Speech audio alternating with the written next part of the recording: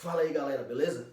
E no vídeo de hoje nós vamos ver um assunto que é sagrado de cair nas provas de vestibulares, que é a citologia. Mas antes eu vou pedir para você se inscrever no canal e curtir o vídeo. Eu sou o professor Harrison, você está no Biologia Direta, Biologia Sem Enrolação.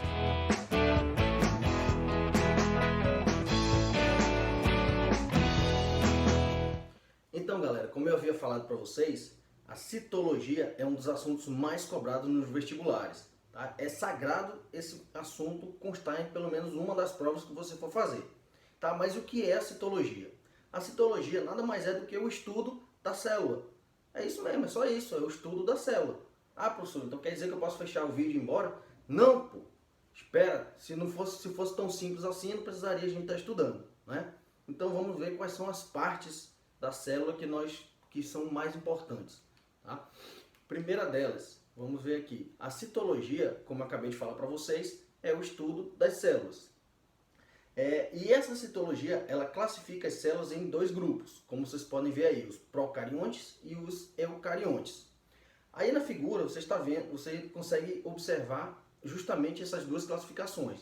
Do lado esquerdo você tem uma célula procarionte, que é uma célula que não possui uma estrutura chamada carioteca, e do lado direito você tem uma célula eucarionte, que já é uma célula que possui essa estrutura chamada carioteca.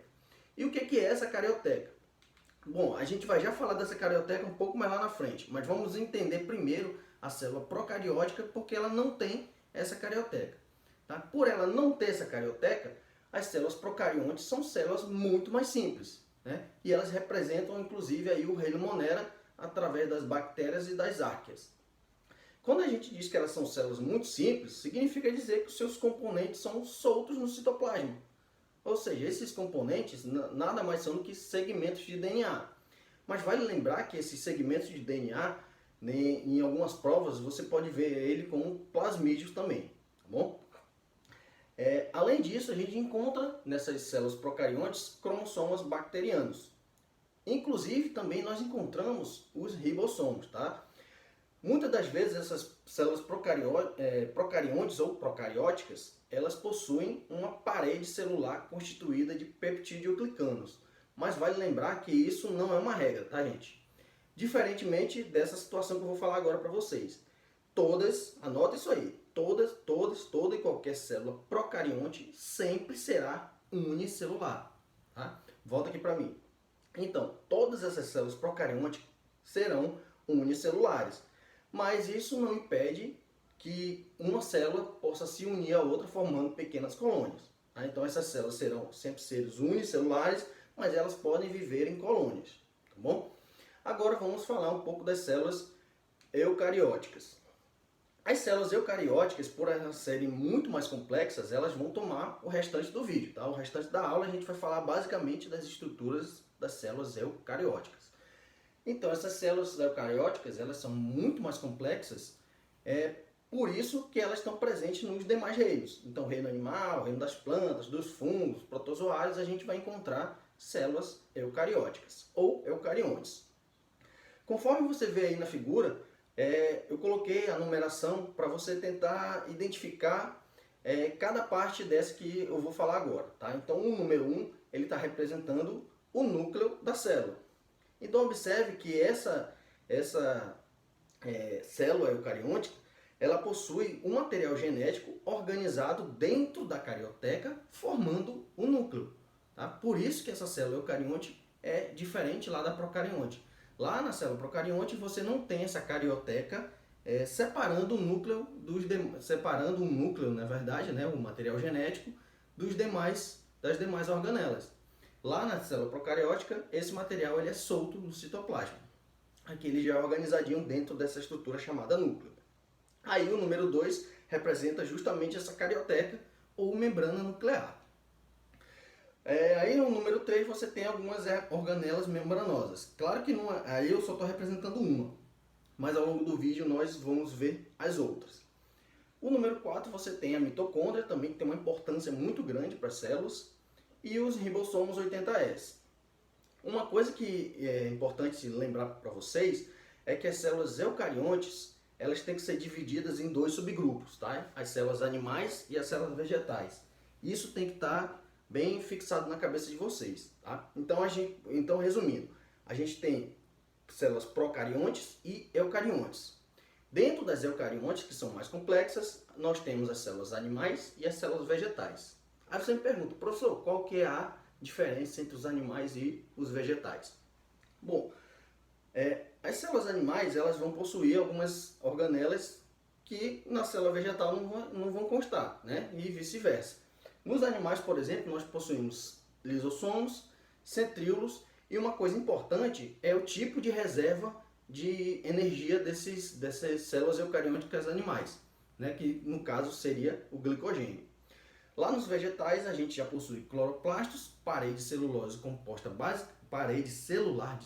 composta basicamente por celulose, e sua forma de armazenamento de energia é através do amido. Então essas são as principais diferenças entre a célula eucariótica animal e a vegetal. Bom, dentre os componentes celulares nós temos aí o citoplasma. Cara, volta aqui para mim. O citoplasma ele é um cara muito importante dentro da célula. Imagina que você está olhando agora para uma piscina repleta, cheia de água, com água até o limite máximo. Então você começa a procurar objetos diferentes na sua casa e começa a jogar dentro dessa piscina, dentro dessa água. Dependendo da densidade aí do material, ele pode flutuar, pode descer, pode ficar no fundo. Então você vai ter vários materiais dispersos ali naquela água. Essa água justamente ela vai representar o citoplasma lá na célula, tá? Então esse citoplasma ele é composto basicamente por água, sais minerais, açúcares e proteínas. E ele fica localizado justamente entre o núcleo e a membrana plasmática, né? Então é como se fosse ali aquela região entre a parede celular, que você vai ter toda aquela água com aquelas organelas ali dentro. E é nessa região do citoplasma que ocorre a maioria das reações químicas do organismo. Outro componente celular de grande importância é o citoesqueleto. Esse citoesqueleto ele vai ser responsável pela forma, o transporte e pelo lançamento de pseudópodos da célula. A membrana plasmática, como a gente já ouviu falar lá atrás, né, ela é formada por uma dupla camada de fosfolipídios. Tá? E aí no cantinho da imagem, aí no seu canto direito, eu dei um zoom na imagem para você ver mais de perto as cabeças polares viradas tanto para o meio externo quanto para o meio interno, fazendo aí a separação dos meios em relação ao que está dentro da célula. Lembrando que a membrana plasmática ela possui o que a gente chama dentro da biologia de mosaico fluido, né? Ou seja, as estruturas que estão ali elas têm uma certa fluidez dentro dessa membrana. Outra estrutura que a gente consegue encontrar na membrana plasmática é o glicocálice, que é uma estrutura de reconhecimento formada basicamente por açúcares e proteínas. Nas células animais, a gente possui ainda o colesterol, tá? Mas não esqueça, o colesterol só é encontrado nas membranas plasmáticas das células animais, beleza? Outras organelas importantes nós temos aí os ribossomos. Bom, os ribossomos eles são formados por RNA ribossomal e basicamente a função deles é de sintetizar proteínas. Eles sintetizam essas proteínas para serem usadas tanto dentro da célula como fora da célula.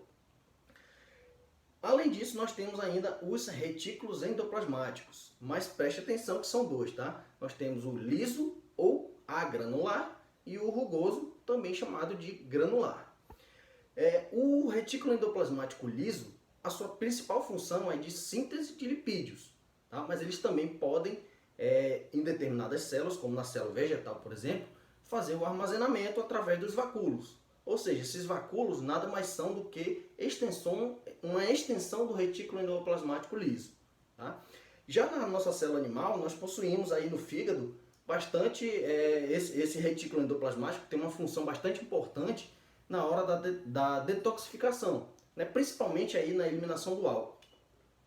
Já o retículo endoplasmático rugoso, ele é chamado de granular porque ele possui esses ribossomos que nós acabamos de falar aderidos à sua estrutura, né? E como a função dos ribossomos é sintetizar proteínas, o retículo endoplasmático rugoso também vai sintetizar a proteína, né? Além disso, ele vai fazer o armazenamento, ele vai transportar, empacotar e eliminar substâncias para fora da célula. O complexo de Golgi, ou complexo golgiense, nada mais é do que um conjunto de sacos achatados, né, que tem uma função importante na secreção de substâncias. Ele também sintetiza glicídios e vai formar lisossomos. Esses lisossomos, por sua vez, são extremamente importantes para a célula, porque eles vão fazer a digestão intracelular. É isso mesmo, galera.